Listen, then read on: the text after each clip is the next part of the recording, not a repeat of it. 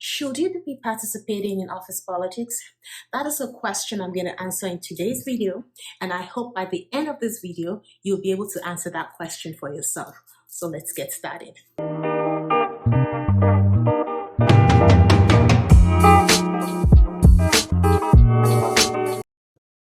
Whether you like it or not, office politics exists. Whether you participate in it or not, office politics exists. So let's talk about what office politics is, what the risks are, and what the benefits are, so that at the end of this video, you will be able to decide whether you should be participating in office politics or not. And yes, I'll tell you whether I think you should be participating in office politics or not. So let's get right into it. What is office politics? When you think about office politics, I really want you to think about it in 4 categories: relationships, influence, perception, and persuasion. You want to have with a relationship with the right set of people, with the people that are able to make decisions or that have access to information, so that you're aware of things when they arise. You're up to date with information in your organization or in your industry. That really matters. You also want to have influence where it matters and when it matters, so that you can, do things that would help you and hopefully help the organization where you work. Also, you want to have the power to persuade people. Persuasion is a big part of office politics, where there are people competing together for, to maybe win a project. You want to have the ability to make or present a case that is looked upon favorably and that benefits the organization. You also want others to have the right perception about you. Perception, they say, is reality. So if people look at you favorably or see you favorably, then they're more open to you and you're able to have more access, you're able to have more influences, and you're able to have deeper relationships. And so who you know matters. Who you know will help you grow up in your career, will open doors for you, will give you opportunities. If people feel they can trust you because they have a relationship with you, if people feel that they can trust you because you present to them the things that matter, because you have an idea of those things ahead of time. So that's what really office relationships or office politics should be about. It should be about relating with other people in order to have a mutually beneficial outcome, something that benefits you and benefits the organization.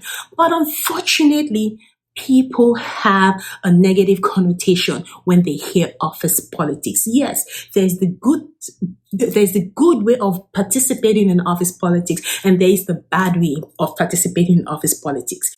I'll give an example of a bad way. If you are bad-mouthing someone else or someone else's work just to, put yourself ahead of that person, then that's not using office politics in a good way. But if you're finding out information so that you can better prepare for a project, you can better prepare for a presentation, you can know what is in the heart of the people, of the decision makers, so that you can present something that is important to them, or present it in a way that makes sense to them, then that is using office politics in a good way. So of course, even from this conversation, you know where I stand. If you ask, should you participate in office politics?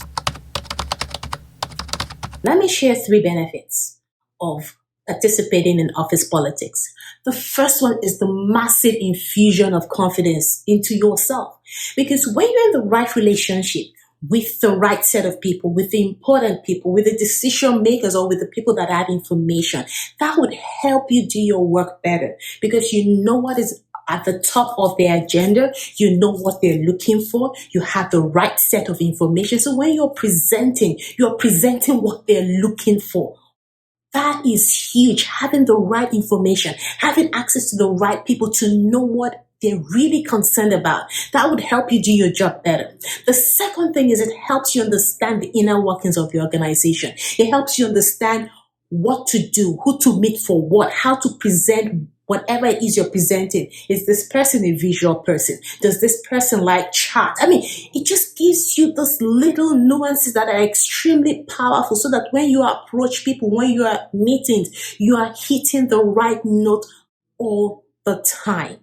The third thing is this. It helps you build trust. When you know people, when you're connected with people, they get to know you. They get to understand you. They get to trust you. And when they trust you, they are more open to your ideas. They just don't want to let you go. They see you as a partner because they know you. So really, there are lots of plus sides to participating in office politics, as long as you have the right motive and you do it in the right way. However, there can be risks involved if you do not know how to play office politics, or if you do not do it properly. First of all, I always say this: your motive must be right and the way you do it must be right. So always have the right motive. And yes, even though you participate in office politics to help yourself, you should always try to make it a win-win situation for you and those that you work with. You shouldn't be pulling somebody else down to get a leg up. And if in any way people you work with think that that's what you're doing, meaning or you just want to see yourself go up and you do not care what happens, whether the other people you step on their heads or you badmouth them, then that is not a good look on you, and people will begin to dislike you. And even the people you're trying to connect with will begin to distrust you and wonder, what is the motive? Why are you doing all of this thing? Are you reliable? Are you trustworthy? And if people begin to distrust you, then you're not doing yourself any favor. The second risk of not playing office politics right is aligning with a certain set of people and not doing it with other sets of people. If anything goes wrong with those set of people, it may affect you negatively. If they leave, then it may affect you negatively. So it is important that you play your office politics right. In another video, I'm going to share with you how to effectively participate in office politics so that you can navigate your workplace more successfully and it can look good and you can do it the right way. Because if you have the right motive and if you do it the right way, then office politics is a good thing. All right. So let me know in the comment below. What do you think about office politics? Is this something you would recommend? Or even after watching this video, do you still think it's a no-no for you? Let me know what you think in the comments in this video. Bye-bye for now.